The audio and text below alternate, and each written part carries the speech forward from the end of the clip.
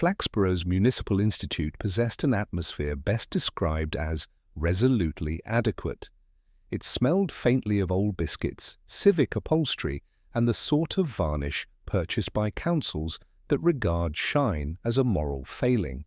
On this particular Thursday afternoon, the building had been commandeered by the Flaxborough Art and Heritage Society for what its notice board called, with a degree of ambition bordering on hysteria, a moment of cultural significance. Inspector Purbright, who had been respectfully invited as a representative of law and order, or, as he suspected, simply to inflate head count, arrived just in time to see the last of the folding chairs being aligned with military zeal. Mrs. Hebblethwaite, the Society's chairwoman, fluttered anxiously around the edges of the room, her expression that of a woman expecting either a triumph or a small but inconvenient catastrophe. At the front of the hall stood an easel draped in burgundy cloth.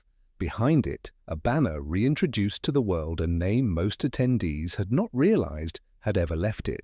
Sir Braxton Mulliner, 1841–1908, industrialist, philanthropist, and local benefactor of modest note Purbright, who prided himself on a healthy distrust of modest notes, took his seat near the back and scanned the crowd. It consisted primarily of earnest retirees, a sprinkling of councillors, and a single adolescent who had clearly been coerced into attendance and was attempting to disappear into his own hooded jacket. "Inspector!" exclaimed Mrs. Hebblethwaite, suddenly at his shoulder. "How good of you to come. We can never be too careful at these events.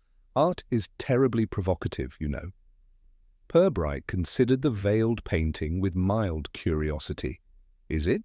he asked. "Oh, yes," she said solemnly. "People get ideas. And Sir Braxton, well, he had a complicated reputation. I expect his portrait will stir old feelings."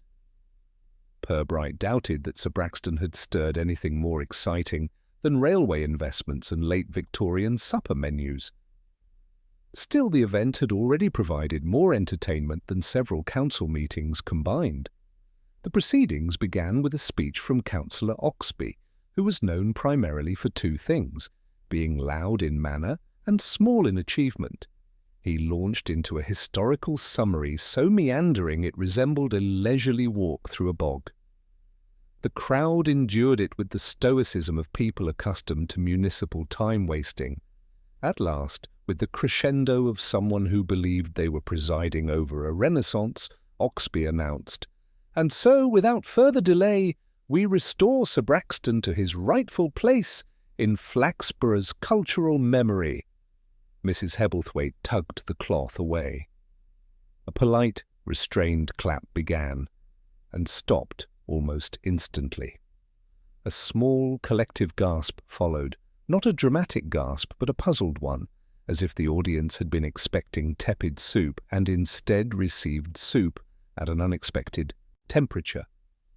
The portrait showed Sir Braxton in dignified Victorian attire, his posture upright, his moustache formidable. Yet something in the painting felt off. Not dramatically, not crudely, just enough to unsettle. It took Purbright several seconds to understand why. Sir Braxton's right hand rested on a small side table, but its placement was peculiar, the fingers curved as if once holding something that had since vanished. The hand did not look relaxed. It looked edited. More unsettling was Sir Braxton's facial expression. Portraits often bestow gravitas, but this one hinted at mild surprise, almost affront, a look that suggested he, too, sensed some interference. Whispers began. The adolescent in the back straightened, apparently intrigued against his will. Councillor Oxby recovered first. "Well, a fine example of, local craftsmanship." "It looks different," murmured Mrs. Hebblethwaite, frowning. "From what?" asked a man in the front row. She pursed her lips. "From how I imagined it." Purbright rose and approached the portrait with the calm deliberation of someone inspecting a potentially misfiled document rather than a crime. He did not touch the frame. Such boldness would offend the Art Society's sensibilities, but he examined its edges. "Was this recently restored?" he asked. Mrs. Hebblethwaite shook her head. "No restoration at all. It was discovered in a storage loft at Braxton House, donated exactly as found. Well, dusted, naturally." Purbright leaned closer.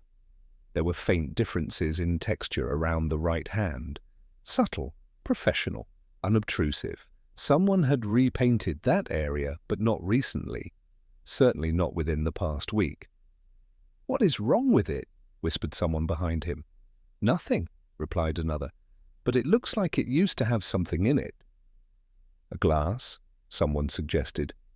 "A ledger," said another. No, a cigar." Purbright listened. None were correct, but all were interesting. He stepped back.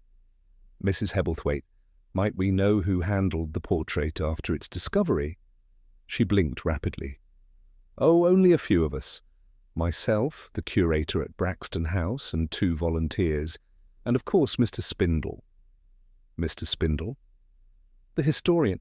He insisted on verifying the frame's provenance, something to do with a catalogue entry from 1907. Purbright stored the name away. The murmurs continued to swell. Even those who had earlier shown no enthusiasm for Sir Braxton were now treating the painting as a mildly scandalous relative returning unexpectedly from abroad. Then a voice piped up, thin, wavering, belonging to Leonard Hibbert, the church organist. "I say," he said, "I think I saw it earlier." "Saw the portrait?" asked Mrs. Hebblethwaite. "Yes." "Well, I saw someone near it." Hibbert reddened. "Before the unveiling, someone was adjusting something." "Who?" Purbright asked gently. "I'm not sure. I didn't wish to intrude." Purbright gave a small nod, the kind that said, "Both thank you, and that will be quite enough excitement for you today." But the atmosphere had shifted. The portrait, once expected to bore, had instead delivered intrigue. And unseen by most, Purbright noticed one further detail. A tiny scrap of paper had slipped loose from beneath the frame's bottom edge during the unveiling. He stooped subtly, retrieved it, and slipped it into his pocket without comment. It was a fragment of card, old, browned, with the faint, unmistakable print of a railway ticket. The audience dispersed slowly in clusters of whispered theories and revived histories. Mrs. Hebblethwaite wrung her hands, convinced disaster had struck. Councillor Oxby, sensing an opportunity for indignation, declared the incident a matter for official review.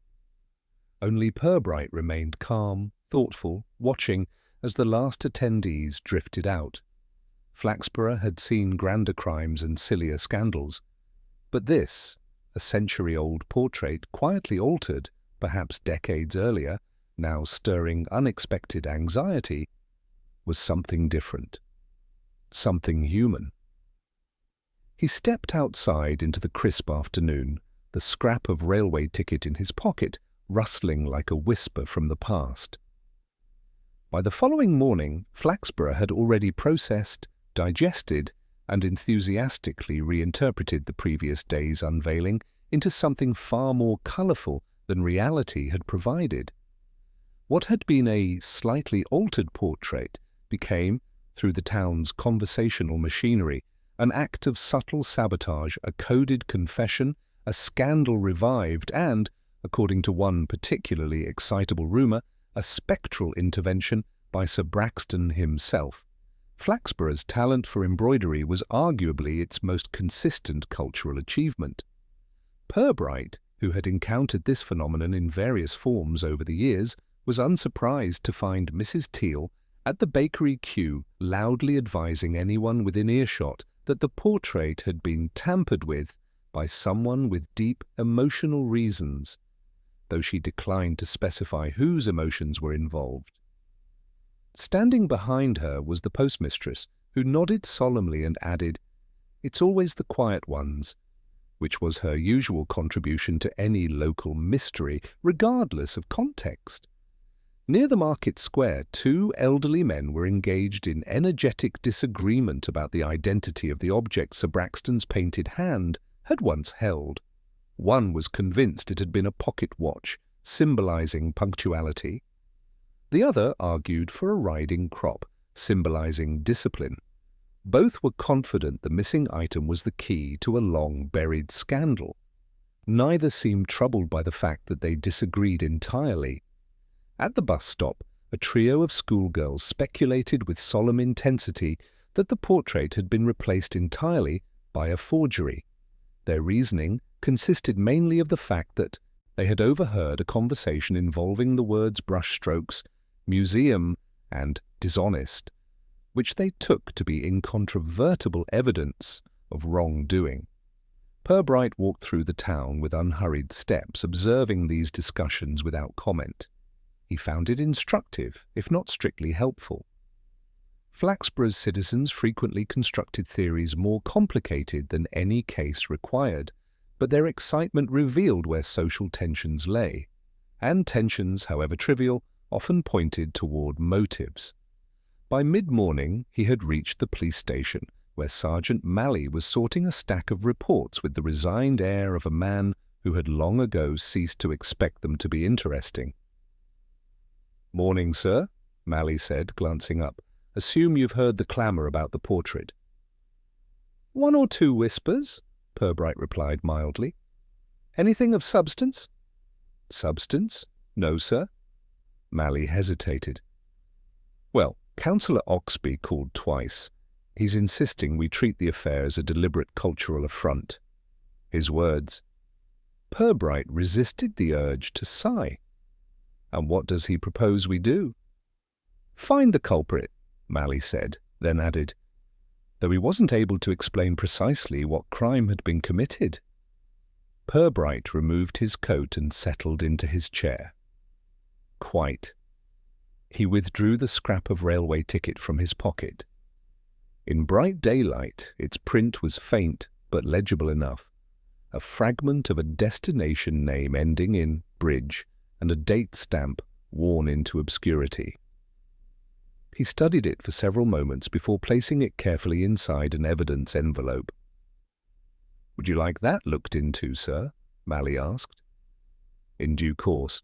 For now I'd prefer to hear more about those who handled the portrait before its unveiling. Mrs. Hebblethwaite, the curator, volunteers, and Mr. Spindle." Malley grimaced slightly. "Spindle, yes, he's been in this morning already." Purbright raised an eyebrow. "Arrived quite agitated," Malley continued. "Said the rumours going around are grossly distorting the significance of the portrait.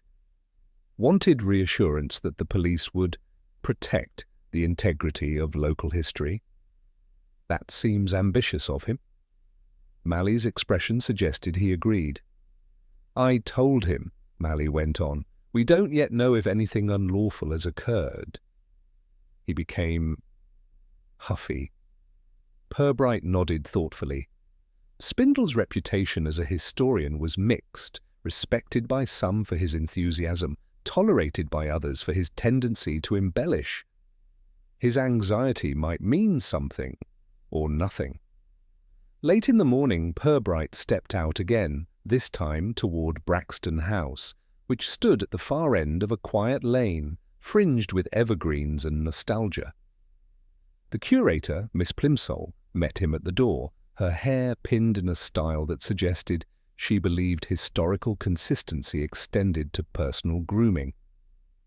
"Oh, Inspector, this business with the portrait, utterly vexing," she said, ushering him inside with brisk, fluttering gestures, people saying the most ridiculous things. "One woman telephoned this morning demanding to know whether the portrait proved Sir Braxton was a secret libertine. Honestly, the nonsense they concoct." Purbright offered a neutral murmur. Miss Plimsoll led him to the room where the portrait had been kept before the unveiling. It was orderly enough, an easel, dust sheets neatly folded, a small table of tools. Nothing appeared disturbed. "Who accessed this room after the portrait arrived?" Purbright asked. "Only myself, Mrs. Hebblethwaite, Mr. Spindle, and two of our volunteers, Mrs. Rutter and Mr. Colopy. They merely helped with lifting. Their hands aren't steady enough for anything delicate." "And Mr. Spindle?" Miss Plimsoll hesitated. "He insisted on examining the frame's construction, something about a catalogue reference from 1907. He can be overzealous." Purbright allowed the pause to settle before asking, "Was anyone alone with the portrait at any point?" She frowned in concentration. "Not to my knowledge, though I did step out briefly yesterday to answer the telephone. Only a minute or two." Purbright thanked her and continued his inspection. The room offered no immediate answers, but his attention lingered on the tools table. A palette knife lay slightly out of alignment with the others, a tiny detail easily dismissed. Back in town, the contagion of speculation had grown worse. At the corner newsagents, someone swore they had overheard a confession. At the butcher's, the alteration was now attributed to a long-standing family dispute. At the chemist's, the portrait had supposedly contained a hidden message. In each account, the teller positioned themselves conveniently close to the center of events. Purbright listened without encouraging any particular version. Flaxborough preferred riddles that cast suspicion in circles, ensuring nobody felt entirely safe from implication. Beneath the chatter, however, he sensed something else, an unease not caused by the portrait itself, but by the possibility that its rediscovery had awakened memories some would rather remain undisturbed. By late afternoon, as the clouds gathered in the familiar grey promise of drizzle, Purbright headed back toward the station.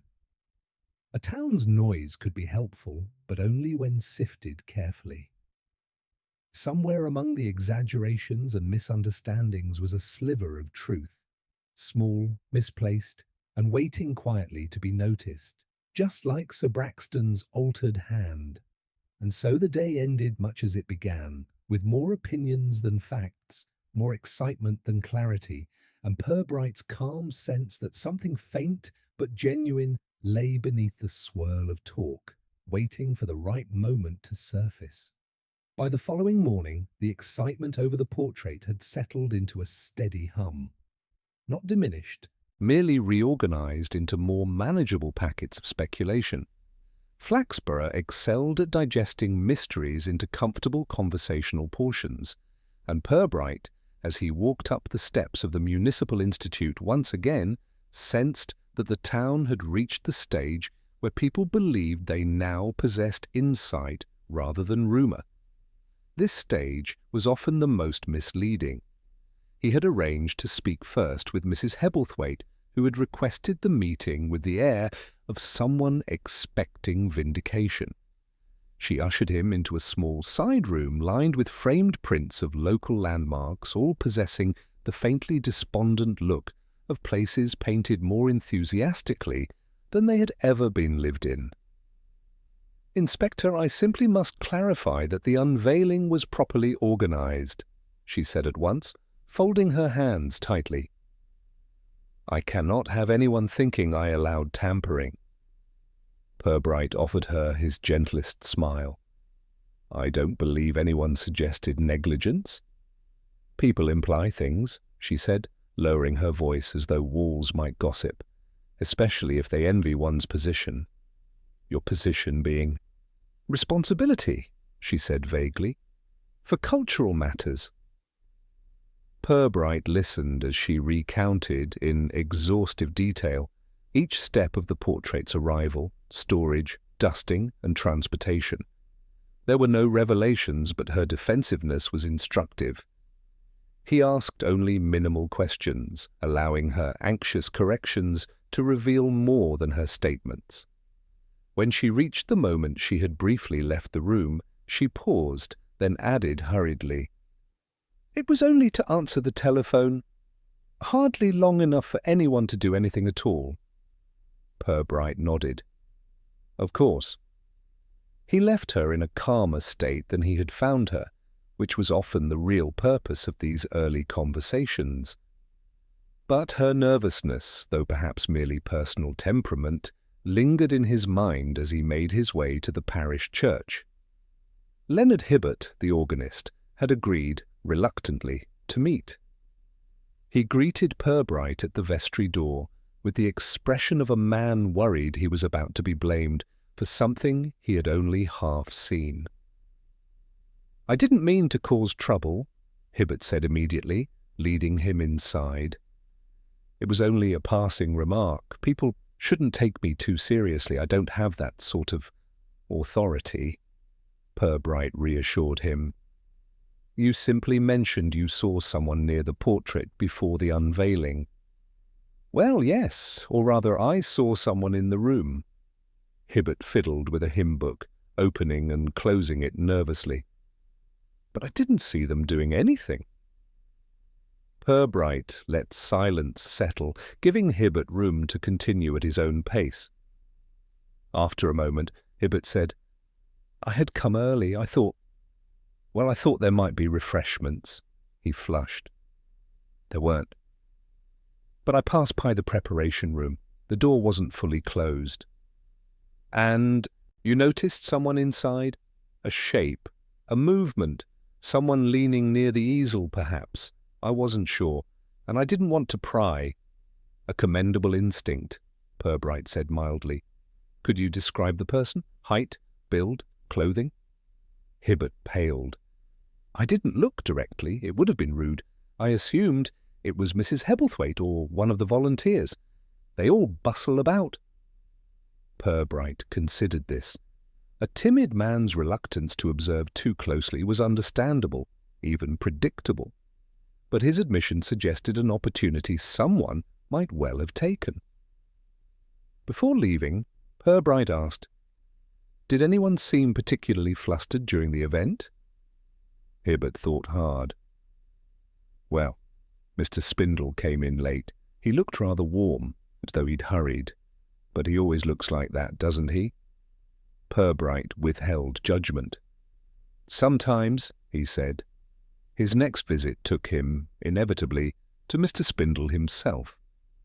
The historian lived in a terraced house, overflowing with papers, pamphlets, and self-published monographs. Spindle opened the door wearing the expression of a man expecting to be thanked. "Inspector, I trust you're following up on that absurd talk around town, most irresponsible." Purbright stepped inside with quiet politeness. The sitting room bore such an accumulation of documents that it resembled the aftermath of particularly scholarly weather. "I understand you examined the portrait before the unveiling?" Purbright said. "Indeed," Spindle said proudly. "One must ensure authenticity.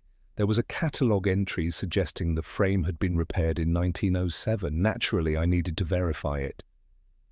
"And did you?" "Partially." Spindle frowned. The frame did show signs of earlier attention, but the paintwork, strange. Portions of it seemed incongruous. Not modern, but not entirely consistent with the rest. I'm still considering the implications. Purbright watched him over steepled fingers. "Did you alter anything?" "Certainly not," Spindle was indignant. "I'm a historian, not a vandal." "I meant even unintentionally," Purbright said pleasantly. Spindle sputtered indignation in a way that answered the question well enough. Before leaving, Purbright scanned the room. Several books on Victorian industry lay open on a table, and beside them a magnifying glass atop a handwritten note containing the phrase "rail connection to," something obscured by the glass handle. Outside again, Purbright took a slow breath. Interviews often revealed more through tone and omission than confession. Mrs. Hebblethwaite's anxiety, Hibbert's timidity, Spindle's prickliness, none pointed conclusively to wrongdoing, yet all hinted at tensions beneath the surface.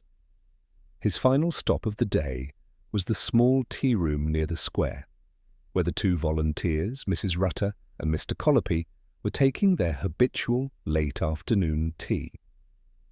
They greeted Purbright warmly and provided accounts identical in spirit, if not in detail. They had lifted the portrait, complained about its weight, and been relieved to hand responsibility back to the curator.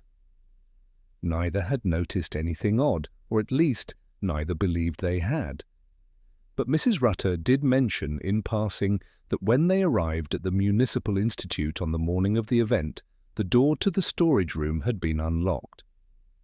She assumed the curator had left it open. Purbright thanked them, finished his tea, and stepped into the soft, early evening light. He had looked closely at people, and they had shown him their nerves, their habits, and their careful omissions. It was still unclear what exactly had been done to Sir Braxton's portrait, but it was increasingly clear that someone in Flaxborough had a reason, and perhaps a pressing one, to see that reason hidden beneath layers of old paint and polite conversation. By the time Purbright returned to the station the next morning, the town's chatter had achieved something close to consensus, or at least Flaxborough's version of it. Councillor Oxby was waiting in the lobby, radiating indignation like a municipal radiator set to unnecessarily high. He marched toward Purbright with the certainty of a man who believed he had solved a problem before fully understanding what it was. "Inspector, at last! I trust you've heard what everyone else has already deduced," Oxby announced, folding his arms as if bracing for applause. Purbright, who had in fact heard every variation from bakery to bus stop, replied gently, "Possibly. Which deduction are we referring to today?" "The obvious one," Oxby said triumphantly. "Youthful interference, vandalism disguised as sophistication. Some meddling youngster has altered the portrait for amusement. It's clear as daylight." Purbright considered this with the mild expression he reserved for assertions constructed entirely from assumption. "I see. Yes, well," Oxby went on, "we cannot allow such behaviour to flourish. Today it's a painting, tomorrow it's public property. I propose swift action. Question the local youths. They loiter, they fidget, they have felt-tip pens." "I'll bear that in mind," Purbright said mildly. Oxby waited, clearly anticipating a more vigorous endorsement. When none arrived, he sniffed in disappointment and departed with the indignation of a man whose cleverness had gone insufficiently admired. Malley emerged from his office once the councillor was out of earshot. "He's been here since 8:30, sir. Said he wouldn't leave until you agreed with him." Purbright smiled faintly. "An admirable display of tenacity." Malley hesitated. "Do you think he's right about the youth vandalism?" "No," Purbright said simply. "But it's a conclusion many will find comforting." Malley nodded. "People like an answer better than a question, especially one that blames those unlikely to challenge it." Purbright placed the envelope containing the railway ticket fragment on his desk. He had been turning over its meaning quietly. Someone had attached it to the frame deliberately. Whether as message, signature, or relic remained unclear. But it did not align with Oxby's preferred narrative. He left the station soon after, opting to visit the county museum, where a restorer, Mrs. Ludgate, had agreed to examine photographs he had taken of the portrait's surface. She greeted him with a practical handshake and an expression untroubled by drama. "I've looked at your close-ups," Mrs. Ludgate said, spreading the prints across her work table. "Interesting piece?" "Interesting," Purbright echoed. "In the technical sense, not the aesthetic." She tapped one photograph. "This area here, the hand, has been altered, not roughly. Whoever repainted it understood blending, patina, aging techniques, not a novice. Not, for instance," Purbright said gently, "a bored adolescent with a marker pen." Mrs. Ludgate gave a short, amused breath. "Dear me, no, this was someone with training, and the repainting wasn't done recently. I'd estimate several decades old. Decades? Possibly as many as 50 years. Certainly not within the last year. Purbright absorbed that quietly. Could the repainting have concealed something originally depicted? Oh, undoubtedly, she replied, adjusting her glasses. The texture beneath suggests the hand once held something. Small, rigid, possibly symbolic. But without removing the overpaint, I couldn't say what. And the likelihood this was an act of vandalism. She raised an eyebrow. Inspector, this is not vandalism, it's revision. He left the museum feeling the shape of the case settle more firmly. An old alteration meant an old motive, perhaps one resurfacing. The recent disturbance might not be a crime at all, but a symptom of a much earlier one. Back in Flaxborough, the tide of easy explanation was rising. At the cafe near the square, patrons spoke with cheerful certainty about mischievous teenagers. At the post office, someone insisted a prankster had swapped the portrait. At the hairdresser's, the culprit was said to be a visiting art student with rebellious tendencies. These theories required no evidence and thrived precisely because of it. Purbright paused outside the Municipal Institute, watching the day's visitors trickle in and out. Some came only to see what the fuss was about. Others came hoping for a thrill of indignation. Mrs. Hebblethwaite stood near the entrance, giving guided explanations to anyone who slowed down long enough. She seemed happier today, reassured perhaps by the town's willingness to blame strangers rather than scrutinize her stewardship. Inside, the portrait hung in dignified silence. The altered hand appeared no less odd than before, but now, with Ludgate's assessment in mind, it seemed less a modern defacement and more a quiet piece of buried history. As Purbright studied it, the curator, Miss Plimsoll, entered softly. "I do hope Councillor Oxby isn't causing you trouble," she said. "Not at all," Purbright replied. "He has proposed a theory?" Miss Plimsoll sighed. "He proposed it to me as well. Something about hooligans. He has strong feelings on the subject." "He has strong feelings on all subjects," she muttered. Purbright allowed himself a thin smile. "Tell me, Miss Plimsoll, do you recall anyone reacting strongly when the portrait first arrived? Surprise, discomfort, perhaps?"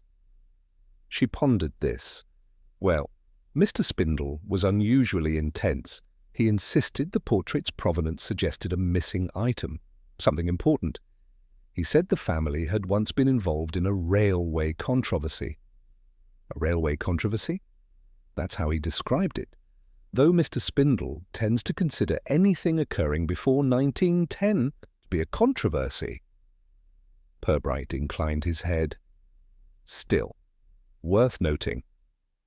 When he emerged from the Institute, the afternoon was turning cloudy.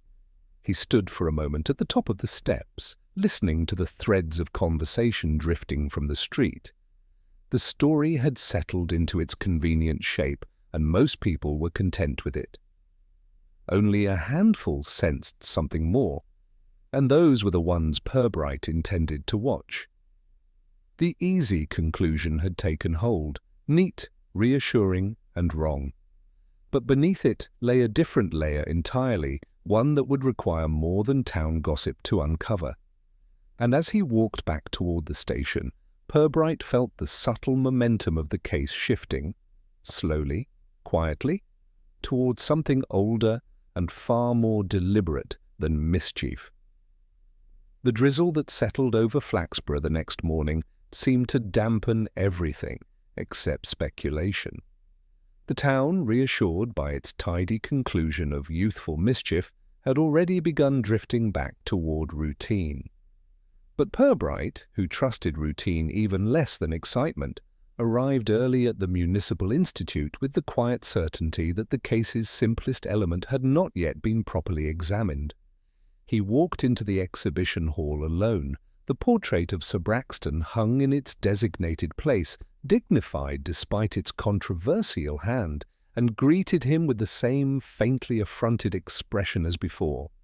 The hush of the hall heightened every sound, the soft echo of his steps, the distant hum of a radiator, the faint crackle of old varnish settling. He moved closer, hands behind his back, studying the edges where canvas met frame. He'd already noted the century-old railway ticket fragment when it first slipped loose, but the edge of the frame itself, the underside, still rested unexamined. A small wooden chair stood nearby, likely left by a volunteer. Purbright drew it closer and stepped carefully onto it. From this slight elevation, the underside of the frame came into clearer view. He bent, eyes narrowing. There, faint but unmistakable, was a piece of yellowing adhesive tape, brittle with age, clinging to the frame's lower edge. It appeared to have once held something larger than the scrap he had found. He touched the tape lightly. It flaked at the edges, leaving a pale trace on his fingertip. Whoever had affixed the ticket fragment had done so long ago. Decades ago, most likely. Something deliberate. Something meant to remain hidden, until the slight jolt of yesterday's unveiling had freed it. The thought lingered as he adjusted his footing. A railway ticket beneath a portrait. Why? A signature? A message? A relic? A claim? He stepped down and placed the chair back where he found it. The hall had grown subtly brighter with the arrival of morning light through the tall windows. Miss Plimsoll entered shortly after, her sensible shoes tapping lightly against the polished floor. "Inspector?" she said, slightly flustered to see him already present. "I didn't expect you so early." "I wanted to take another look before the public arrived," Purbright said. She approached the portrait with the cautious reverence of someone addressing an elderly relative of questionable temperament. "I do hope the fuss begins to settle. It's been quite disruptive," Purbright offered a mild smile. "Sometimes disruption simply reveals what was already there." Miss Plimsoll looked puzzled, but before she could inquire further, the front doors opened and in strode Mr. Spindle, carrying a folder thick with notes. He appeared flushed, determined, and prematurely triumphant. "Inspector," Spindle exclaimed, "you must hear this. I've been researching all night." "I suspected as much," Purbright murmured. Spindle placed the folder on a table and opened it with ceremonial gravity. Sir Braxton Mulliner had extensive dealings with the North Eastern Railway. There were disputes and rumours about missing funds and mislabelled shipments. Nothing fully proven, of course, but whispers have persisted in historical circles. "Whispers?" Miss Plimsoll repeated, intrigued despite herself.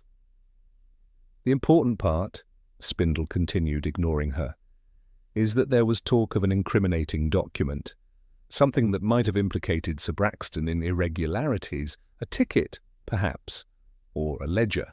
No one knows for certain." Purbright's expression remained unchanged, but inwardly something clicked, not conclusively, but with enough resonance to hold. "Interesting," he said, softly. "Do you believe the portrait was altered to conceal this?" "I believe," Spindle said, swelling with purpose, "that the family wanted to protect Sir Braxton's reputation. Someone altered the painting, someone hid the evidence, and now, after all these years, it's coming to light." Miss Plimsoll blinked. "But why now?" "Because something," Spindle declared, "has disturbed the past." A dramatic phrase, Purbright thought, though perhaps unintentionally accurate. After Spindle left, satisfied with having delivered revelation, Miss Plimsoll sighed and shook her head. "He does get carried away. Still, those railway rumours, they come up from time to time. Old Mrs. Peveril used to insist her grandfather lost money in some Mulliner scheme." Purbright filed that away. "If you hear anything else," he said gently, please let me know. He left the institute soon after, the memory of the brittle tape still vivid. As he crossed the square, he noticed Sergeant Malley approaching from the station, coat collar raised against the cold. "Morning, sir," Malley called. "I've been looking for you." "Something urgent?" Malley lowered his voice. "A small matter, but odd. Mrs. Teal sent word that someone came by her shop early this morning asking about the portrait, asking specifically whether anything had been found behind it." "Behind it?" Purbright repeated. "Yes, sir, that's what she said. She couldn't describe the person very well, said they were in a hurry and didn't want to be noticed." Purbright's steps slowed just slightly. "And she thought to pass this along?" "She said it felt wrong, sir." Her words. "Wrong indeed. Someone anxious enough to inquire discreetly, perhaps desperately, about whether anything had been discovered concealed behind the portrait frame. Not on the canvas, not on the surface, but behind." He thanked Malley and continued toward the station, though he did not go inside. Instead he paused, gazing across the street toward the quiet shops, the narrow lanes, the places where people pretended not to notice one another. The stray railway ticket fragment had not been a mistake. Someone had placed it where it would not be found, unless the painting was moved, examined, or disturbed, which meant someone had feared its discovery long before this week's excitement. Purbright's calm deepened, becoming concentration. The odd detail hiding in plain sight was no longer the altered hand, it was the fear that accompanied it, and now that fear was beginning to surface. The morning's drizzle had thickened into a fine, persistent mist by the time Purbright left the station again, this time with a deliberate intention rather than general observation. The inquiry about anything found behind the portrait had sharpened the case's edges. Someone, somewhere in Flaxborough, was no longer content to let the past remain politely buried. And if they were worried enough to ask around discreetly, they might also be worried enough to act. His first destination was Braxton House. Not the grandest of estates, but large enough and old enough to contain several generations' worth of quiet evasions. The caretaker, Mr. Lupp, met him at the side entrance, wiping his hands on a rag that had seen more dust than water. "Morning, Inspector," Lupp said. "You're wanting to look around again? If it's no trouble." "None at all. Trouble's rare here. Most things just settle into the floorboards." Purbright suspected that was precisely the problem. He followed Lupp down a narrow corridor lined with portraits, none as contentious as Sir Braxton's, but many equally self-assured. The curator had kept the rediscovered portrait at the Institute, but Braxton House still held its history in the way old buildings often did, begrudgingly. In a small office off the main hall, Purbright met the current heir, Mr. Lionel Braxton, a thin, composed man in his 50s, with a precise moustache and an expression of permanent mild irritation, as though the world was always slightly louder than necessary. "Inspector?" "Good morning," Lionel said, rising. "I assume you're here because of the, alteration." "In part," Purbright replied, "but also to understand the portrait's arrival, when it was found, by whom." Lionel gestured for him to sit.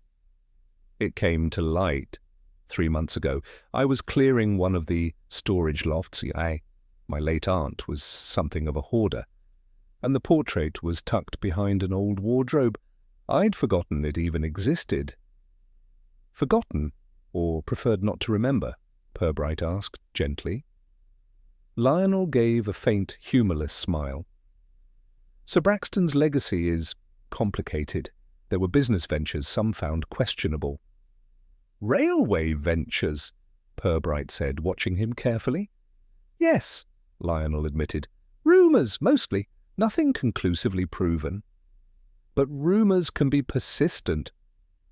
Lionel's eyes flickered with the faintest irritation. "We've survived them well enough." Purbright leaned back slightly. Mr. Spindle believes an incriminating document once existed. At this, Lionel sat a little straighter. Spindle thrives on the idea of incriminating documents. If he found an old laundry list, he'd call it a conspiracy. And yet, Purbright said softly, someone has been asking whether anything was found behind the portrait's frame. Lionel paused. Not on my family's behalf. Do you know who might be concerned? Lionel hesitated, then exhaled. If I had to guess, and I stress this is guesswork, I'd look to the Mulliner cousins. They were convinced long ago that Sir Braxton deprived their branch of the family of proper inheritance. Their grandfather was a partner in one of the smaller ventures. When that business collapsed, they blamed Sir Braxton, loudly. Are they local? One is Harold. He lives near the old railway line. Purbright thanked him, took note of the address, and left the estate with a quiet sense that the portrait's effect was already beginning to spread like slow ink through old paper. The Mulliner cottage stood on the outskirts of town where the houses thinned and the railway embankment rose behind Easty Ushit tangle of hawthorn. Harold Mulliner opened the door with a wary look, as though expecting to be told his bins were out on the wrong day. Inspector? This about the portrait? Purbright inclined his head. You've heard about it? Everyone's heard about it. Harold stepped aside. Come in, then. No point pretending I'm surprised. The cottage was modest but tidy, with the faint smell of coal dust lingering in the air. Harold gestured toward a chair and sat opposite, folding his hands. You're wondering if I had anything to do with it, he said flatly. I'm wondering why someone would be concerned about what might have been found behind the frame, Purbright replied. Your name was mentioned as someone with reason to care about Sir Braxton's affairs. Harold let out a short breath, not quite laughter. My grandfather spent 40 years insisting he was cheated. My father spent another 40 insisting the same. And I've spent the last 20 listening to the pair of them without a shred of evidence to back any of it. So no, Inspector, I didn't alter a 100-year-old painting. Purbright observed him carefully.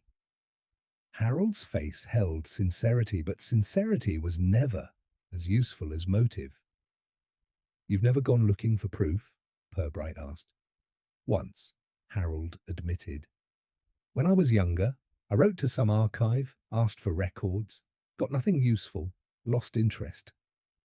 Yet the family's stories persisted. Oh, they always do. Harold shrugged with a weary resignation.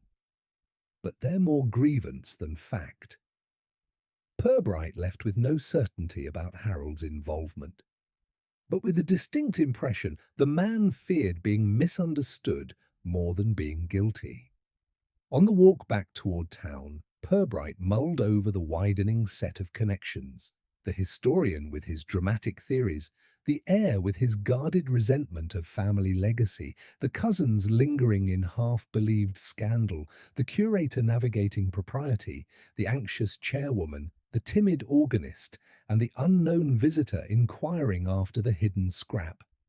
Each carried a small piece of unease. No single one was enough to form a picture, but the picture was forming.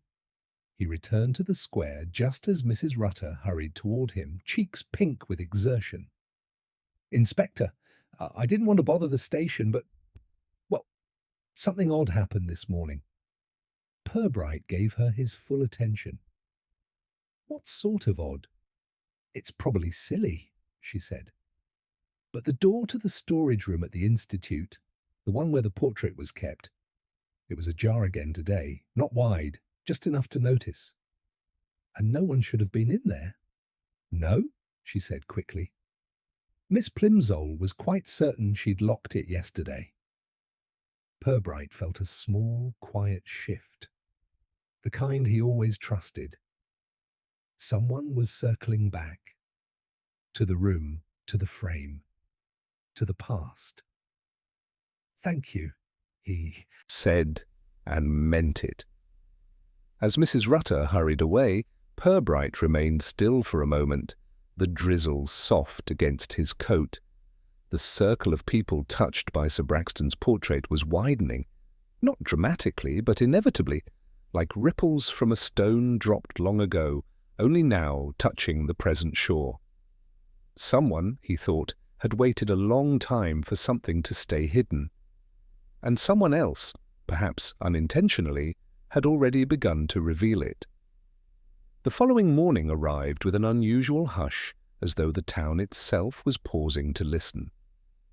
Purbright reached the station early, intending a calm review of his notes, but calm was promptly denied by Sergeant Malley, who intercepted him halfway to his office. "Sir, something's happened at the library," Malley said, low-voiced, coat still damp from the walk. "Miss Arkwright rang. She sounded, well, rattled." Purbright raised an eyebrow. Miss Arkwright was not known for rattling. She was a woman whose emotional register seldom ventured beyond politely disapproving. "What seems to be the matter?" he asked. "Something to do with the local archives," Malley replied. She wouldn't explain over the phone. Said she'd rather not discuss it with the telephone company listening. Purbright gave a mild nod. "Then we'd better hear it directly." The library stood in its usual stoic quiet near the centre of town, its stone facade dusted with the soft remnants of overnight mist. Inside, the air carried its familiar blend of paper, polish, and prolonged quietude. Miss Arkwright emerged from behind the counter with the look of someone guarding a national secret rather than shelves of parish registers. "Inspector," she whispered, though no one else was in sight. "If you'll come with me, this way, carefully please." Purbright followed her through a side door into the archive room, a narrow temperature-controlled space lined with steel drawers and leather-bound ledgers. Miss Arkwright stopped beside the oldest of the drawers, her hands clasped in front of her like a nervous schoolteacher.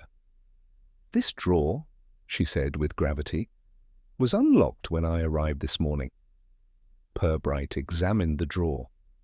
The small brass lock bore no sign of force. He slid it open. Inside were the town's 19th century tax records, neatly stacked, tied with faded string, and smelling faintly of damp ink. "Do you leave the archive unlocked at any time?" Purbright asked. Miss Arkwright looked scandalized. "Certainly not. These records are invaluable." Malley stepped forward and carefully lifted the top bundle. The strings had been retied, not sloppily, but differently. A small thing easy to miss unless one routinely handled such objects. "It appears," Malley said, "that someone went through these." Miss Arkwright nodded at once. "Precisely, I checked. Several volumes are out of order. Well, not many, just enough that I noticed. Someone has handled them." "Recently?" Purbright examined the ledger nearest to hand. It was dated 1894. The pages were crisp with age, yet clearly used. He turned them slowly, noting faint streaks at the edges where fingers had dragged. Someone searching hurriedly, perhaps. "You're sure no staff had reason to access these?" he asked. "None," said Miss Arkwright. "No one touches the archival section without my oversight." "And who has keys?" "Only myself, and the head librarian, though she hasn't been in all week. And the cleaner, Mrs. Fell, but she doesn't even open the drawers. She dusts around them." Purbright closed the ledger thoughtfully. Whoever had come here knew what they were looking for, or at least where to look. The disturbance was subtle, deliberate, done by someone who understood that archives, unlike safes, yielded secrets quietly rather than dramatically. He asked Miss Arkwright, "Have you noticed anything missing?" She shook her head with a seriousness that implied she had already spent hours confirming it. "Nothing gone, nothing added, merely rearranged, and that, Inspector, is almost worse." Purbright inclined his head. Quite. As they left the archive room, Miss Arkwright added a final detail in a strained whisper. The heating was on. On? Purbright repeated. It's always off at night. Automatic timer. But this morning it was warm. Too warm. A small detail, easy to overlook. Yet even warmth could point to hurried hands and anxious purpose. Outside, as they stepped into the square, Mally exhaled.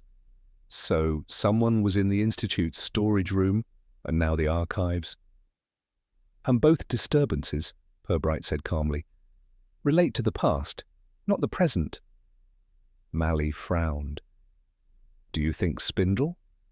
Spindle, Purbright said gently, would make a spectacle. This required discretion. They walked through the town, the mist lifting as the sun made a half-hearted attempt at brightness. Purbright replayed the chain of recent events in his mind, feeling the strands tightening. Someone had searched the archives, for what? Names, figures, dates? Something tied to the Mulliner railway dispute, perhaps, or the portrait's original appearance. But the action felt too deliberate for idle curiosity. He turned toward the old railway embankment, not far from Harold Mulliner's cottage. The line had long been abandoned, its tracks removed, but the embankment remained, a raised spine through the landscape, now overgrown. As Purbright approached, he noticed a figure walking ahead, hands tucked into coat pockets, head bowed as if studying the gravel path at his feet. Harold Mulliner. Purbright lengthened his stride slightly. Mr. Mulliner. Harold turned, eyes widening briefly in surprise. Inspector, didn't expect to see you up here. Nor I you, Purbright replied. A morning walk? Habit, Harold said. Clears the mind. Has anything been troubling your mind recently? Purbright asked, not unkindly. Harold hesitated. Nothing new. Just old stories, stirring again, people talking. About records? Purbright asked quietly. Harold's expression tightened, though only faintly. What records? Purbright did not push. It seems someone has been looking for something in the library archives. Harold blinked at that, and while his surprise seemed genuine, Purbright noted the faint crease of worry appearing at the corners of his mouth. I wouldn't know anything about that, Harold said. I've no cause to dig up ancient ledgers. Purbright let the moment settle. Not everyone shares that sentiment. Harold exhaled, looking out across the embankment. The old stories never really die, Inspector. They just wait for new ears. That much, Purbright reflected, was undeniably true. Later that afternoon, Miss Plimsoll telephoned the station. Her voice, normally composed, carried a tremor. Inspector. Something odd, again. One of the easels in the storage room, the one the portrait had rested on, it's been moved. Only an inch or two, but I'd swear it wasn't like that yesterday. Anything else disturbed? Purbright asked. No, but the air felt changed, as if someone had been standing there. Purbright replaced the receiver slowly. A second incident, quiet but unmistakable. Someone searching, probing, revisiting the past with urgent intent, not to destroy, not to steal, but to verify. And it was that urgency, more than any alteration of paint or rearranged ledger, that told Purbright the case was no longer about what Sir Braxton once held in his painted hand. It was about what someone, alive today, feared he might still hold. Evening settled over Flaxborough in that unobtrusive way the town preferred.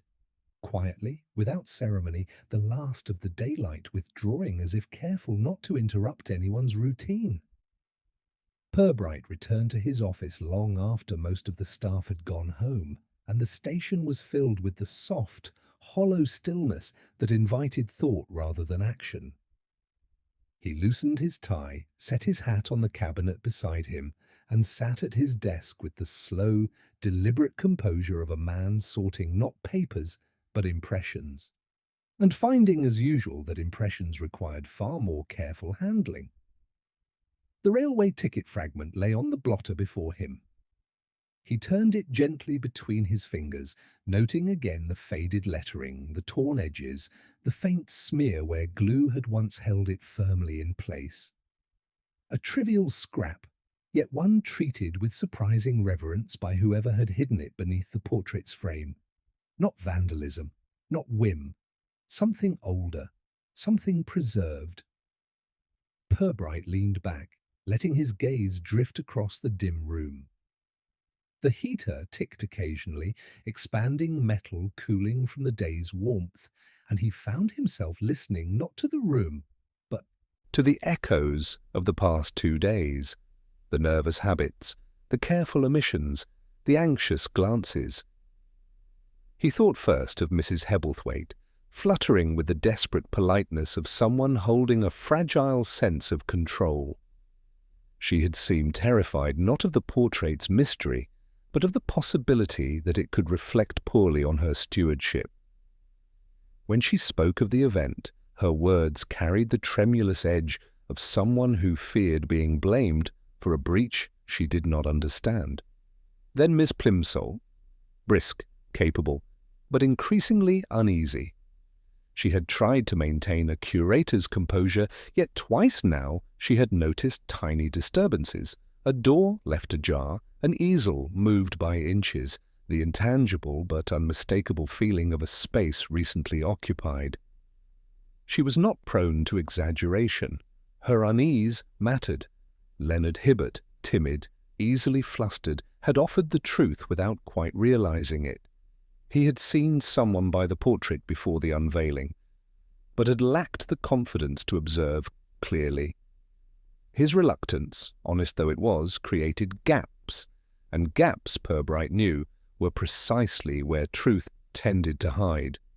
Then Spindle, energetic, cerebral, eager to be at the centre of any historical discovery. His excitement was loud, but his contribution perhaps accidentally useful. He had, in his search for dramatic scandal, resurfaced the railway rumours that were likely part memory, part exaggeration, yet still the most tangible thread connecting all the disturbances. And Harold Mulliner, perhaps the most intriguing of the group. Quiet, wary, carrying the weary inheritance of grievances he did not fully believe but could not entirely dismiss. His manner was honest enough, but it held the strain of someone accustomed to watching the past being used against him, even if only in family stories. Purbright let the reflections settle like dust drifting into patterns. In each person he saw not guilt, but tension, subtle and distinct, like the faint tug of separate strings all leading, in their own way, toward the portrait and whatever history it contained. He rested a hand lightly on the railway ticket and closed his eyes for a moment. The past, he reflected, had a curious way of returning. Not in the dramatic manner of stories or courtroom revelations, but in small, almost imperceptible ripples. A misplaced ledger, a century-old scrap, a changed brushstroke, a whisper overheard in a bakery. People rarely feared truth itself. They feared the inconvenience it carried. He opened his eyes again and considered the pattern emerging. Someone, not a child, not a prankster, had accessed the portrait's frame, likely years ago, to add or conceal something. That act had meaning then, and now, with the portrait brought back into public view, that meaning had regained relevance. Someone else, or perhaps the same person, had come searching the archive for records, not stealing, not destroying, but verifying. Verification, Purbright knew, was often the most revealing of motives. Only a person uncertain of their own story needed confirmation. He thought of Miss Arkwright's remark, the archive room had been warm, Someone who feared being seen had stayed longer than comfort allowed. They had needed time. He thought of the rearranged ledgers and the tiny shift in the easel. Movements done quietly, perhaps cautiously, but not expertly.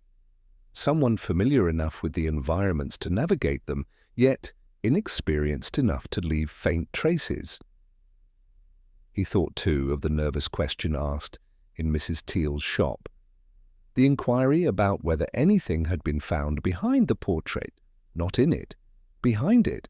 The phrasing mattered. Whoever asked understood where the original secret had been placed. Purbright interlaced his fingers and stared thoughtfully at the ceiling. People concealed things, he reflected, for many reasons. Guilt, pride, fear of humiliation, misguided loyalty, or simple habit. Families especially had great skill in burying embarrassment beneath respectability, smoothing over awkward histories with polite silence. But the past had its own temperament. It could wait, sometimes indefinitely, until the right combination of circumstance and curiosity stirred it awake. Purbright leaned forward and made a few quiet notes, not conclusions, but markers. The railway ticket. Evidence of intentional concealment. The old alteration to the portrait. Professional. Deliberate. Decades old. The archive disturbance. Recent. Anxious. Purposeful. The inquiry at Mrs. Teal's. Someone worried about discovery. He paused, then wrote one final line beneath the others. Fear has returned before truth. He tapped the pencil thoughtfully. Purbright did not yet know who feared the truth, nor precisely what truth they feared. But the shape of it was forming, not a sudden revelation, but a slow, steady outline, a portrait of motives just as carefully layered as the painting itself. He closed his notebook and sat back, allowing a faint smile to touch his lips. Cases like these were never about dramatic villainy. They were about people, their frailties, their vanities, their desire to curate memory as carefully as art.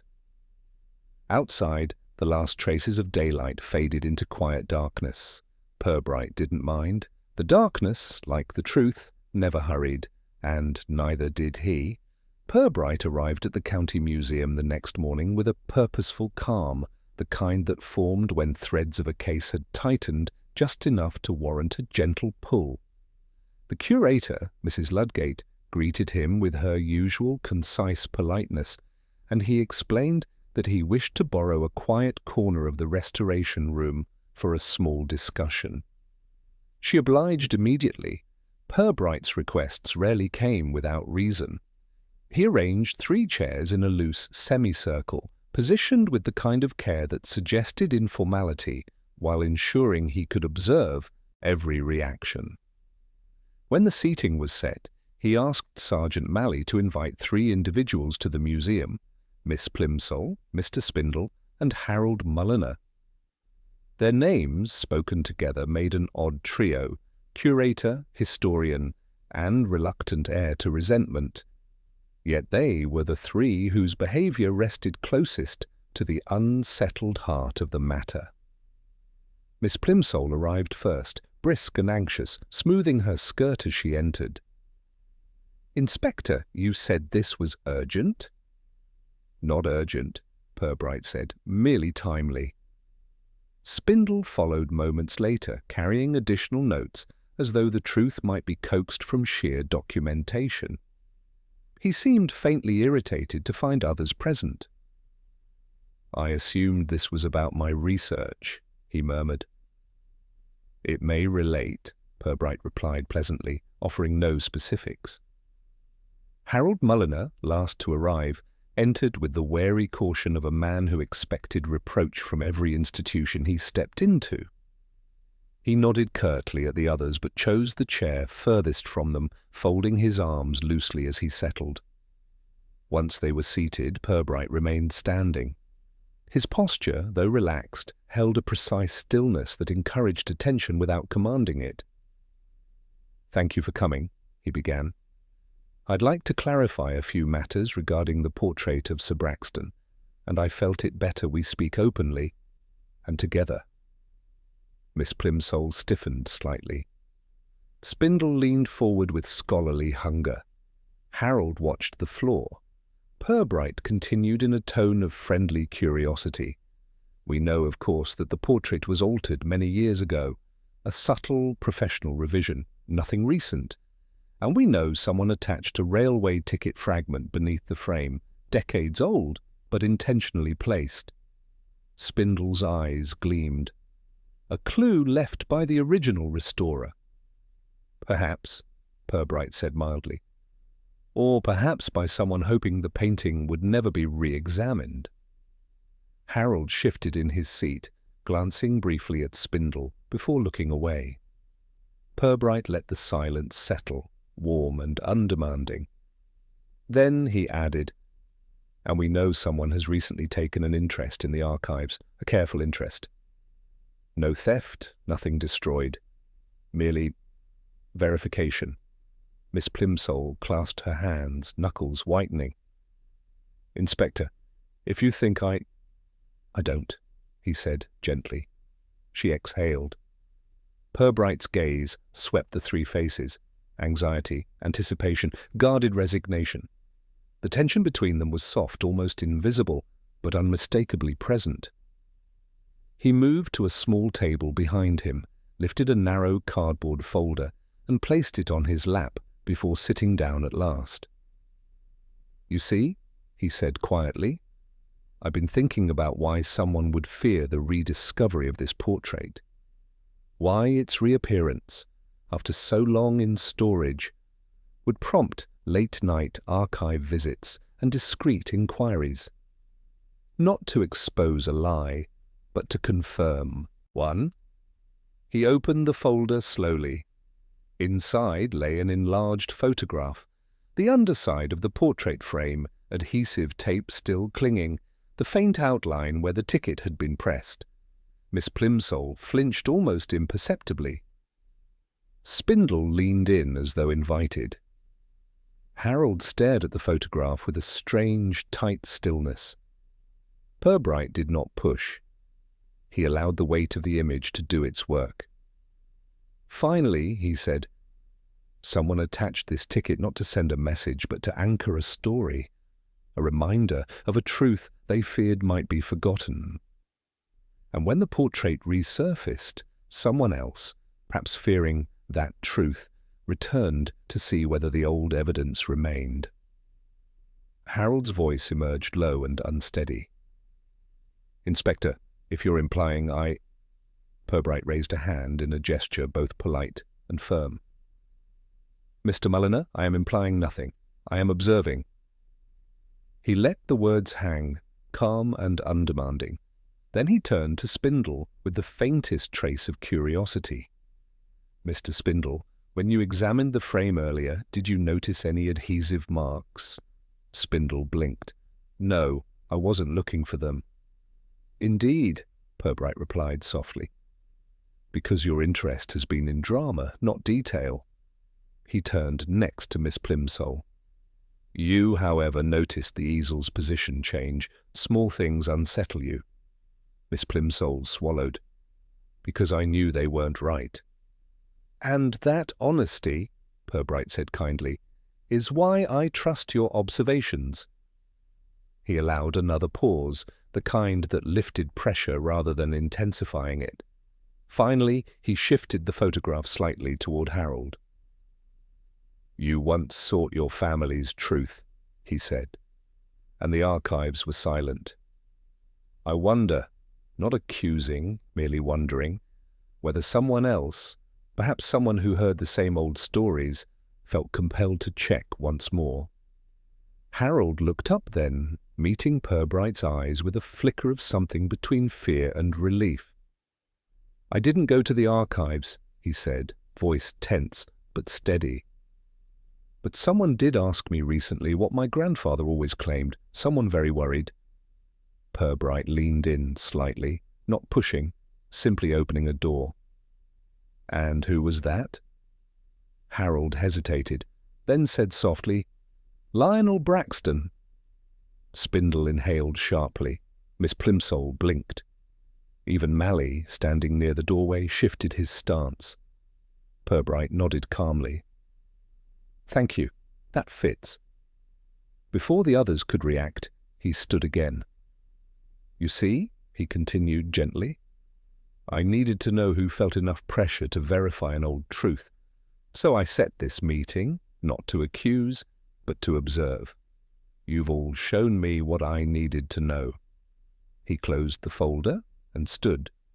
"Lionel Braxton fears something, and people who fear the past often fear it for good reason." As he dismissed the gathering, each person left with a different expression: confusion, concern, resentment. But Purbright himself felt a quiet, unmistakable certainty. The trap had been sprung, not with accusation, not with spectacle, but with polite precision.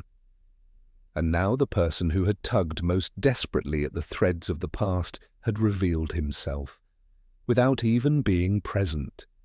The drawing room at Braxton House was dimly lit despite the late morning sun, its heavy curtains filtering light into a polite, golden haze. Purbright chose the room deliberately. Places saturated with family history tended to loosen tongues, even among those accustomed to guarding them. Lionel Braxton stood near the mantelpiece, hands clasped behind his back, posture precise, expression resolutely neutral. A man performing dignity, Purbright thought, though not without strain. "Inspector," Lionel said, with a thin smile that sought civility but fell short of comfort, "I must admit I was surprised to receive your request. I assumed your inquiries were nearly concluded."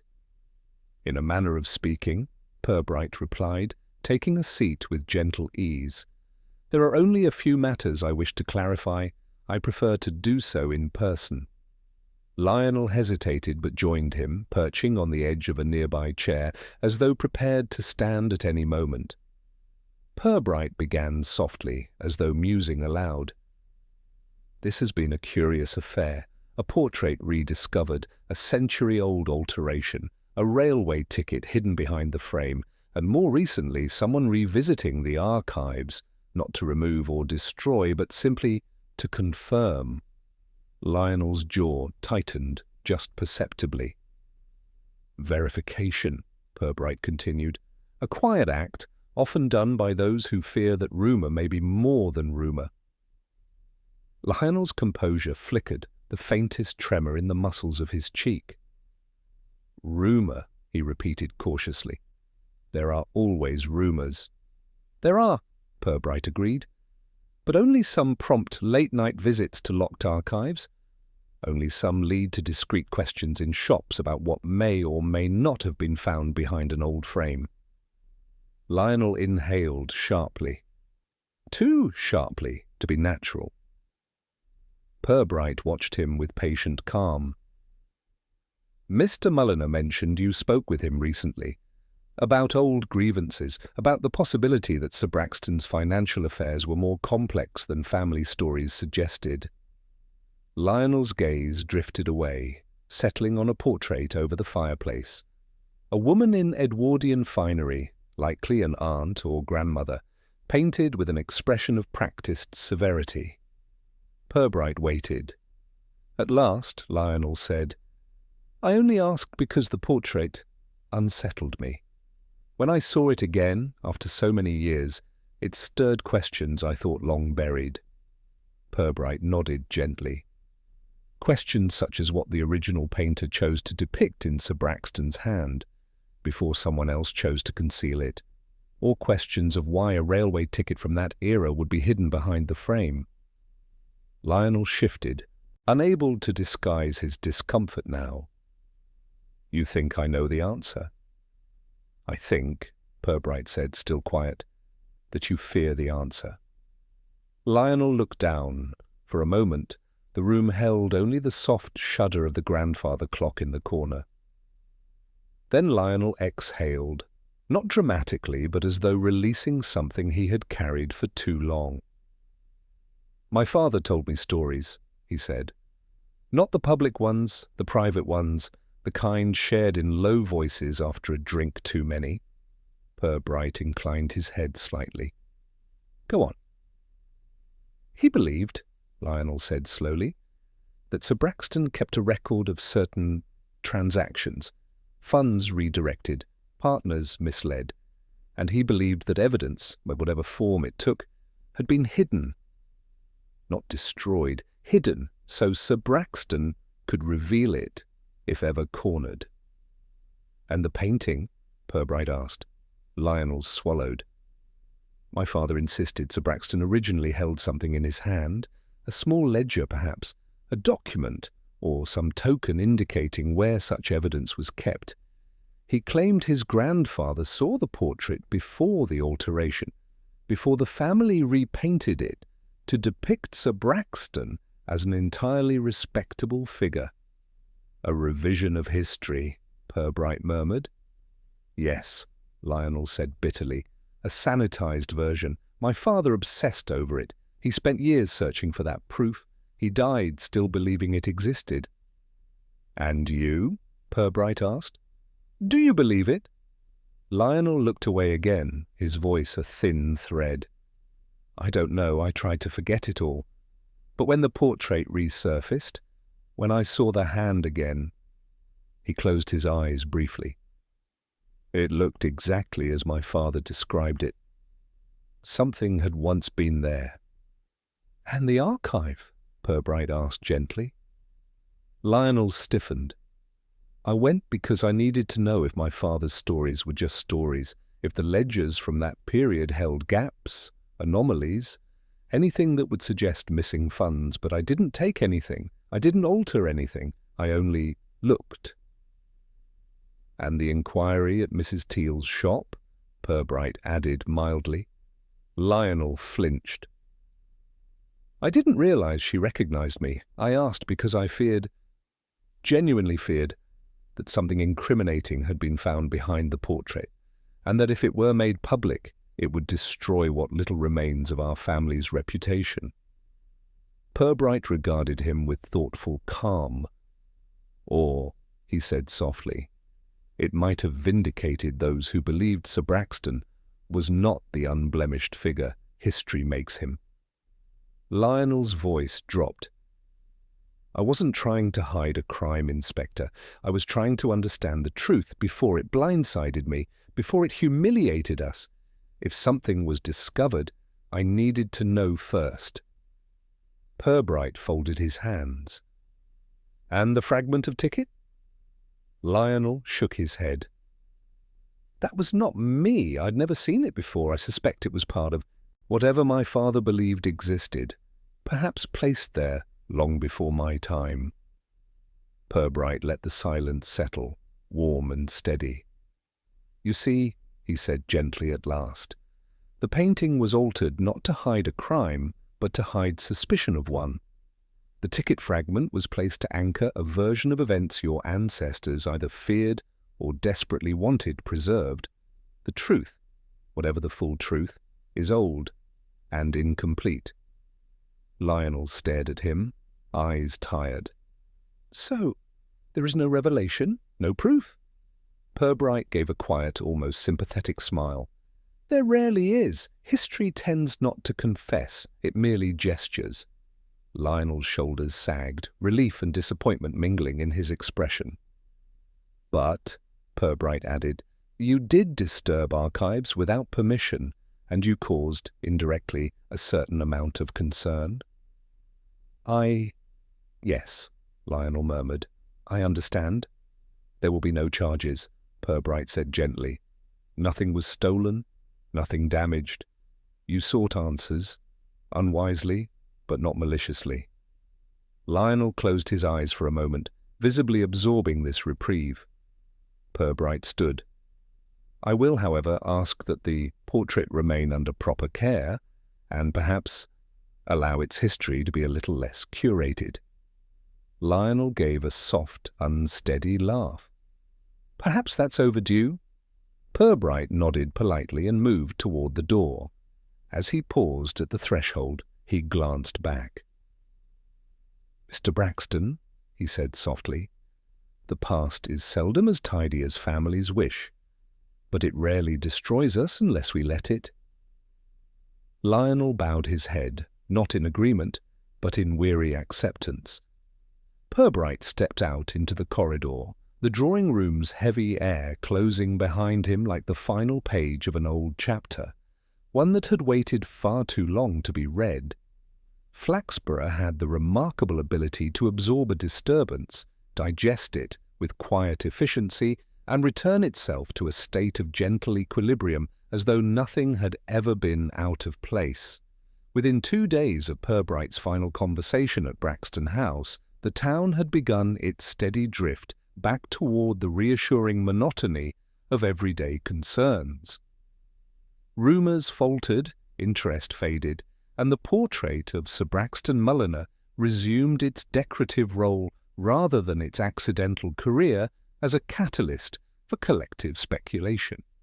At the Municipal Institute, Miss Plimsoll restored displays with brisk professionalism, her earlier unease replaced by a sort of calm vindication. She had been neither negligent nor foolish, merely caught in the perimeter of a story that had turned out to be more fragile than dramatic. When Purbright visited to check on the portrait's condition, she greeted him with a relieved smile. "It's quite peaceful now, Inspector," she said, adjusting a velvet rope barrier. "No open doors, no shifted easels, no strange atmospheres." "I'm glad to hear it," Purbright replied. "And no more curious visitors asking odd questions," she added, lowering her voice. "People seem to have lost interest." "As people often do," Purbright said mildly. She hesitated, then ventured, "Do we know what the disturbance was all about?" Purbright gave the sort of quiet, non-committal smile that allowed necessary conclusions without unkind detail. "A misunderstanding of history, Miss Plimsoll. Nothing dangerous. Nothing you need worry about." She accepted this with visible relief, and Purbright took one final look at Sir Braxton's portrait before leaving. The hand, still peculiarly shaped, no longer seemed accusatory or mysterious, simply the relic of an old revision, a small deception swallowed by time and softened by dust. At the library, Miss Arkwright had regained her habitual composure. She thanked Purbright for his discreet assistance, though she emphasized that she had never once suspected anything criminal. "People look for odd things all the time," she said primly. "It's the nature of curiosity. Not everyone knows how to shelve it properly." She offered the faintest smile at her own joke. Harold Mulliner returned to his walks along the railway embankment, though with a quieter air than before, not troubled, merely thoughtful. Purbright suspected he was relieved.